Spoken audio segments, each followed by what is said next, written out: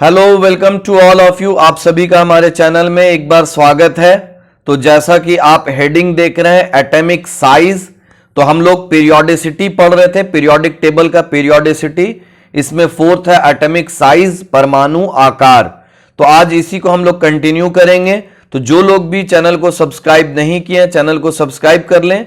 और एक बात ध्यान रहे कि वीडियो को अंत तक देखिएगा, तभी कुछ कॉन्सेप्ट बिल्ड हो सकता है। बीच में वीडियो को छोड़ने पर कुछ भी हम लोग सीख नहीं पाएंगे। वीडियो को अंत तक ही देखना चाहिए। तो चलिए हम लोग स्टार्ट करते हैं बिना टाइम वेस्ट किए। तो सबसे पहले जैसा कि आप देख रहे हैं हेडिंग एटॉमिक साइज, तो एटॉमिक साइज की अगर बात करेंगे तो ये क्या है, परमाणु आकार क्या है। Distance between nucleus and valence shell is known as atomic size. तो अगर बात करेंगे वैलेंस शेल और और न्यूक्लियस के बीच की दूरी, तो इसी को हम लोग कहेंगे एटॉमिक साइज। जैसे कि हम आपको एक बार करके दिखाते हैं। जैसे ये मान लीजिए हम लोग सपोज सोडियम लेते हैं। कितना ले रहे हैं? सोडियम। तो सोडियम को अगर देखेंगे तो इसका इलेक्ट्रॉनिक कॉन्फ़िगरेशन होता है 1s2 2s2 2p6 3s1। तो ये है सोडियम, इसका इलेक्ट्रॉनिक कॉन्फ़िगरेशन इस तरह का है। तो अगर देखेंगे इलेक्ट्रॉन का अरेंजमेंट तो कुछ इस तरह से रहेगा। ये पहला शेल है, बाहरी शेल है, उसके बाद दूसरा शेल होगा। यहां पर 8 इलेक्ट्रॉन पाया जाएगा। सबसे पहले शेल में 2 इलेक्ट्रॉन, उसके बाद वाले में 8 और इसके बाद वाले में 3s1 इसमें है। तो ये इस तरह से अरेंज है, मान लीजिए सोडियम का इलेक्ट्रॉन। तो इस तरह से क्या कह रहा है कि न्यूक्लियस और वैलेंस शेल के बीच का जो गैप बन रहा है, इसके वजह से इसका परमाणु आकार मतलब एटॉमिक साइज बन रहा है। तो ये साइज एक बन रहा है, आप लोग देख रहे होंगे। ये रेडियस का काम कर रहा है। कोई भी गोला का क्या होता है, स्फेयर का क्या होता है, रेडियस होता है। तो ये रेडियस का काम कर रहा है, एटॉमिक साइज इसे ही हम लोग कह रहे हैं। तो अब इसमें आगे क्या कह रहा है कि accurate and exact value of radii can not measure. तो एग्जैक्ट वैल्यू अगर रेडियस का हम लोग देखेंगे तो ये मेजर नहीं कर सकते हैं। इसका रीजन क्या है कि जो इलेक्ट्रॉन क्लाउड है, ये इलेक्ट्रॉन क्लाउड जो है इसका कोई वेल डिफाइंड बाउंड्री नहीं है। मतलब एग्जैक्ट ऐसा नहीं है कि यहीं पर रहेगा, थोड़ा बहुत इधर उधर हो सकता है। जैसे हम लोग अगर कोई जगह अगर जमीन लेते हैं तो उसको नापते हैं, नापने के बाद जो बाउंड्री करते हैं वो एग्जैक्ट होता है। बट इसमें क्या है, एग्जैक्ट नहीं रहेगा। तो इसीलिए हम लोग एटॉमिक साइज, जब ये एग्जैक्ट है ही नहीं तो हम लोग एटॉमिक साइज भी एग्जैक्ट नहीं जान पाएंगे, थोड़ा बहुत उसके आसपास का जान सकते हैं। और इफेक्ट ऑफ एडजेसेंट एटम, इसके आसपास जो एडजेसेंट एटम है उसके इफेक्ट के वजह से भी ये थोड़ा बहुत इधर उधर हो सकता है। इसलिए हम कह सकते हैं कि एक्यूरेट जो है रेडियस हम लोग फाइंड नहीं कर सकते हैं। तो चलिए अगर हम लोग बात करते हैं on the basis of type of radii, 4 type of radius are present. 4 type का रेडियस होता है। सबसे पहली अगर बात करें तो कोवेलेंट, उसके बाद वंडरवाल, मेटेलिक एंड आयनिक। ये 4 तरह का रेडियस होता है। तो अगर चारों तरह की बात करें तो सबसे पहले आप लोग को पता होगा कि नॉन मेटल्स के बीच में जो बनता है रेडियस, उसको हम लोग कोवेलेंट रेडियस कहते हैं। अगर नहीं पता तो ध्यान रखने वाली बात है कि नॉन मेटल्स के बीच में जितना भी बनता है, जैसे अगर बात करें H2 के बीच में बनने वाला या N2 के बीच में बनने वाला है ना, या फिर F2 के बीच में बनने वाला एक्सेट्रा। तो अगर ये लोग के बीच में बनने वाला जो रेडियस है उसको हम लोग कोवेलेंट रेडियस कहेंगे। जैसे सपोज ये हाइड्रोजन है, और ये भी हाइड्रोजन है, तो इन दोनों के बीच में जो बॉन्ड बन रहा है इसे ही हम लोग कह रहे हैं कोवेलेंट रेडियस। यहां पर H और Cl के बीच में भी हो सकता है। यहां पर हम सब होमो एटॉमिक लिए हैं, बट H और Cl भी हो सकता है। H और Cl भी अगर देखा जाए तो वो भी क्या है, कोवेलेंट रेडियस ही शो करेगा। यहां पर अगर HCl लिख दे तो, इसीलिए हम एक्सेट्रा लिख दिया। ऐसा बहुत सारा हो सकता है। आपको ध्यान सिर्फ ये रखना है कि नॉन मेटल के बीच में जो बॉन्ड बन रहा है जनरली नॉर्मली कॉमनली वो क्या होगा, कोवेलेंट बॉन्ड बनाएगा। नेक्स्ट है वंडरवॉल। वंडरवॉल क्या होता है? तो वंडरवॉल की बात करेंगे तो वंडरवॉल जो है जनरली इनर्ट गैस में बनता है। जैसे हीलियम जो भी बॉन्ड जिससे भी जुड़ा रहेगा तो वो वंडरवॉल फोर्स के तहत जुड़ा रहेगा। इसीलिए हम लोग कह सकते हैं कि वंडरवॉल जो है वो रेडियस इनर्ट गैस में पाया जाएगा। और ऐसा नहीं, नॉन मेटल में भी रहता है, लेकिन इनर्ट में जनरली नॉर्मली देखते हैं हम लोग। नेक्स्ट अगर आगे की बात करें मेटेलिक रेडियस, तो जाहिर सी बात है नाम से ही पता चल गया, मेटल में पाया जाने वाला रेडियस, जैसे सोडियम है तो अभी हम सोडियम का बनाए थे, अगर सोडियम का रेडियस देखा जाए तो ये जो सोडियम का रेडियस है इसको मेटेलिक रेडियस कहेंगे। ठीक है, मेटल के बीच जो बन रहा रेडियस उसको कह सकते हैं मेटेलिक रेडियस। और आयनिक की बात करेंगे तो आयनिक सभी को पता है कि एक में क्या होना चाहिए, मेटल होना चाहिए और नॉन मेटल के बीच में बनना चाहिए। मेटल और नॉन मेटल, अभी तो हम इतना ही पढ़ रहे हैं, मेटल और नॉन मेटल। जब हम आयनिक रेडियस को पूरी तरह से डिफाइन करेंगे तो वहां पर एक फैक्टर और लाएंगे, डेल्टा ईएन फैक्टर। तो यहां पर हम लोग सिर्फ इतना ही पढ़ लेते हैं कि मेटल और नॉन मेटल के बीच में जो बन रहा बॉन्ड, लेकिन ये डेफिनेशन गलत हो जाएगा, क्योंकि अगर डी ब्लॉक का लेंगे मेटल और पी ब्लॉक का नॉन मेटल लेंगे तब फिर नहीं बनेगा। मेटल होना चाहिए एस ब्लॉक का और नॉन मेटल होना चाहिए पी ब्लॉक का, तब जो रेडियस बनेगा तब बनेगा आयनिक रेडियस। लेकिन इसमें भी एक्सेप्शन है, इसमें भी एक्सेप्शन है। क्यों? क्योंकि डेल्टा ईएन जो है 3.5 से क्या होना चाहिए, ग्रेटर होना चाहिए। तो ये वाला अगर पूरा करेगा क्राइटेरिया तभी आयनिक रेडियस होगा। तो इसको हम लोग आगे अच्छे से डिफाइन करेंगे। फिलहाल जो है हमको ध्यान रखना है कि एस ब्लॉक का मेटल और पी ब्लॉक का नॉन मेटल रहेगा तो वो आयनिक बॉन्ड, आयनिक रेडियस बना सकता है, उसमें आयनिक रेडियस पाया जा सकता है। तो इसको हम लोग आगे डिफाइन करेंगे, है ना। तो चलिए, अभी क्वेश्चन बनाते हैं हम लोग, which radius of chlorine can be measured. Chlorine का कौन सा जो है रेडियस हम लोग मेजर्ड कर सकते हैं। तो जैसा कि हम बताए हैं कोवैलेंट तो 110% सही हो जाएगा, समझ में आई बात। और अगर बात करें आयनिक का तो आयनिक भी सही हो जाएगा। क्यों? क्योंकि NaCl अगर हम लोग ले रहे हैं तो NaCl में क्या होगा, आयनिक रेडियस क्लोरीन का हम लोग समझ सकते हैं, निकाल सकते हैं। तो यहां पर वंडरवाल है तो वंडरवाल भी चला जाएगा। Cl2, जैसे मान लीजिए ये Cl2 मॉलिक्यूल है ना, ये Cl2 और Cl2 मॉलिक्यूल के बीच में इस तरह से देखिए, ये Cl2 है और ये Cl2 है, ये आपस में क्या है, एकदम इनर्ट टाइप से है, किसी से इसको जोड़ने का जरूरत नहीं है। और ये भी इनर्ट टाइप से, लेकिन इन दोनों के बीच में एक अट्रैक्शन होगा, इसे ही हम लोग वंडरवॉल अट्रैक्शन या वंडरवॉल फोर्स कह सकते हैं। तो Cl2 और Cl2 के बीच में यहां पर भी हम लोग रेडियस निकाल सक रहे हैं, तो इसीलिए इसका आंसर चला जाएगा ऑल ऑफ दीज। बहुत ही अच्छा क्वेश्चन है, इसलिए इसको ध्यान रखिए। इससे कॉन्सेप्ट पूरी तरह से क्लियर हो गया कि वंडरवॉल जो है एक तो इनर्ट गैस में पाया ही जा रहा है, दूसरी बात कि जो मॉलिक्यूल दूसरे से रिएक्ट नहीं कर रहा है, अगर उनके बीच भी देखेंगे तो वहां पर भी क्या पाया जा सकता है, वंडरवॉल फोर्स या वंडरवॉल फोर्स ऑफ अट्रैक्शन पाया जा सकता है। दूसरा है CaH2 रेडियाई। तो यहां पर अभी जस्ट हम लोग जिक्र किए हैं कि Ca और H2, अगर Ca को देखा जाए तो ये है S ब्लॉक का मेटल और H2 को देखा जाए, हाइड्रोजन को देखा जाए तो ये भी क्या है, नॉन मेटल है। तो मेटल और नॉन मेटल के बीच में बन रहा है तो ये बॉन्ड कौन सा हो जाएगा, नॉर्मली कॉमनली आयनिक रेडियस हो जाएगा।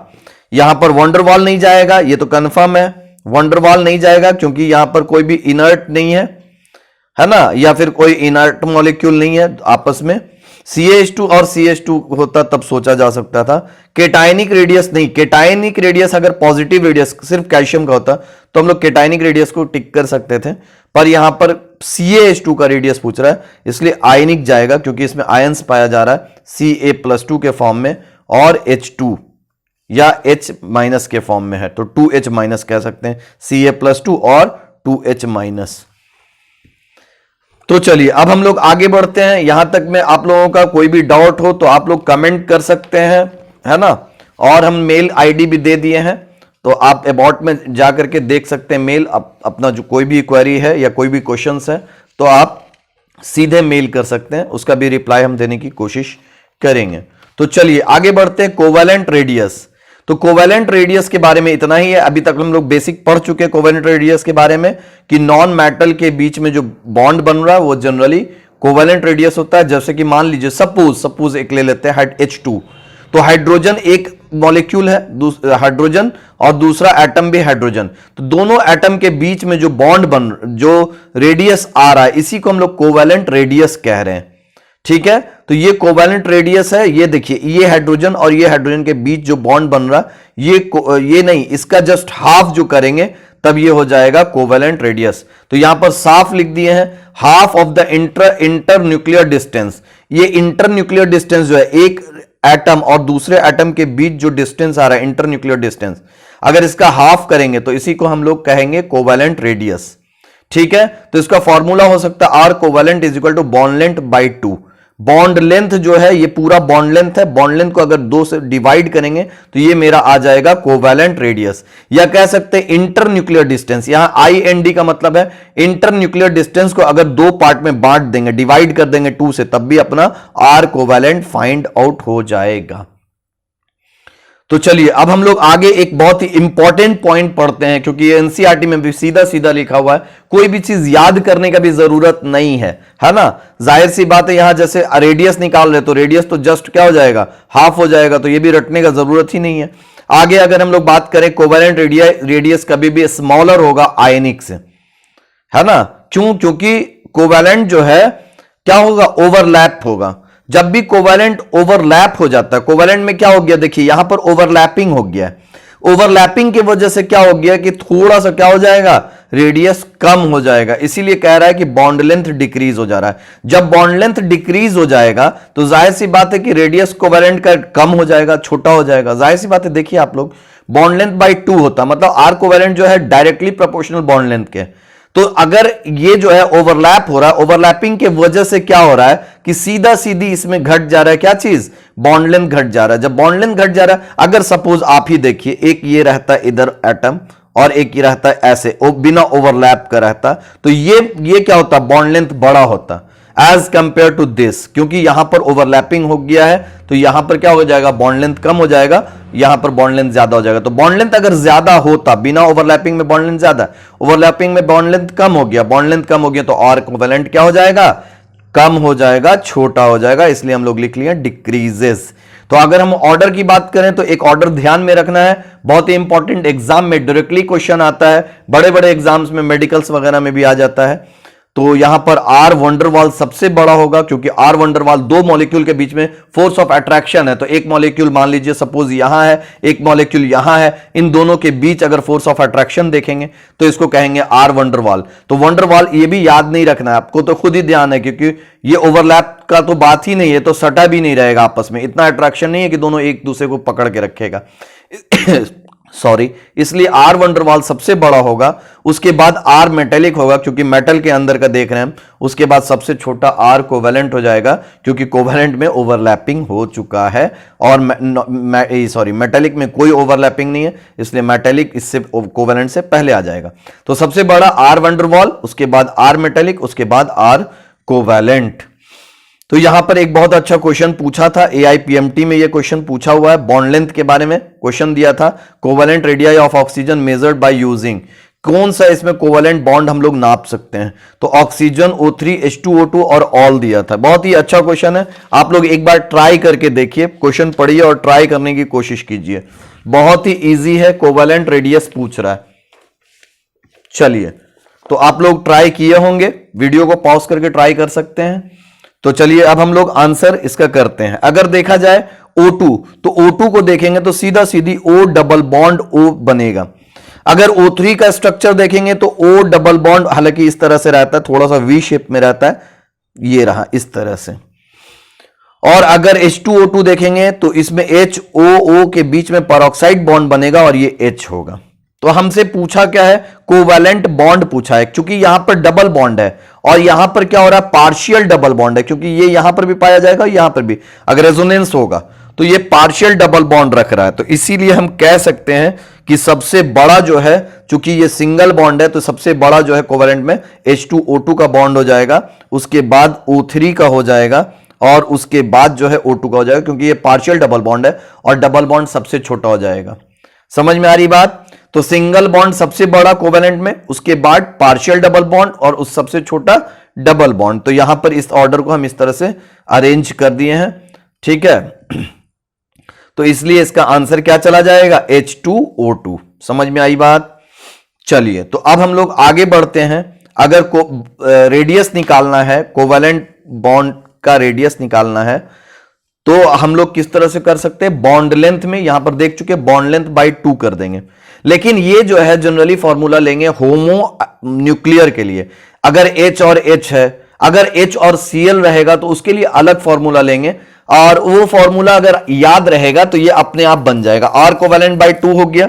सपोज इसमें Cl2 लिए हैं, Cl और Cl के बीच लिए हैं, तो 198 पिकोमीटर, पीएम मींस पिकोमीटर दिया हुआ है 198, और पूछ रहा है R कोवेलेंट, तो जाहिर सी बात है बॉन्ड लेंथ दिया हुआ है 198 पिकोमीटर, बॉन्ड लेंथ दिया हुआ है, तो इसको 2 से डिवाइड करेंगे तो R कोवेलेंट निकल जाएगा क्लोरीन का, जो कि आ रहा है यहां पर 99 पिकोमीटर। ये हम कर दिए क्योंकि सिंपल है एग्जांपल, वरना हम ट्राई करने आप लोग को जरूर देते हैं। चलिए आगे बनाते हैं हम लोग, आगे ध्यान में रखते हैं इस बात को कि ये तो होमोन्यूक्लियर है, अगर हेटेरोन्यूक्लियर रहेगा तो ये फॉर्मूला अगर आपको याद रहेगा तो कोई दूसरा याद करने का जरूरत है ही नहीं। अगर हेटेरोन्यूक्लियर होगा तो हमको ध्यान देना पड़ेगा। देखिए होमोन्यूक्लियर है तब तो कंफर्म है कि डेल्टा EN सेम हो जाएगा। जब डेल्टा EN सेम हो जाएगा तो EN सेम हो जाएगा, EN जब सेम हो जाएगा तो डेल्टा EN अपने आप 0 हो जाएगा। डेल्टा का मतलब होता है चेंज, डिफरेंस।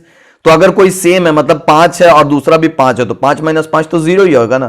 तो अगर ये 0 हो जाएगा तो ये पूरा 0 हो जाएगा, तो अपने आप आ गया RA प्लस RB, मतलब RA अगर मान लीजिए क्लोरीन है तो RB क्लोरीन है, तो अपने आप आ गया ये जो लिखे bond length by 2, same formula put के चला आया। अगर हमको ये याद है तो अपने आप कर लेंगे हम लोग। नेक्स्ट बॉन्ड लेंथ यहां पर बोल रहा है, ठीक है, बॉन्ड लेंथ का ध्यान रखना है क्योंकि दोनों मॉलिक्यूल को जोड़ करके जो बॉन्ड लेंथ आ रहा था।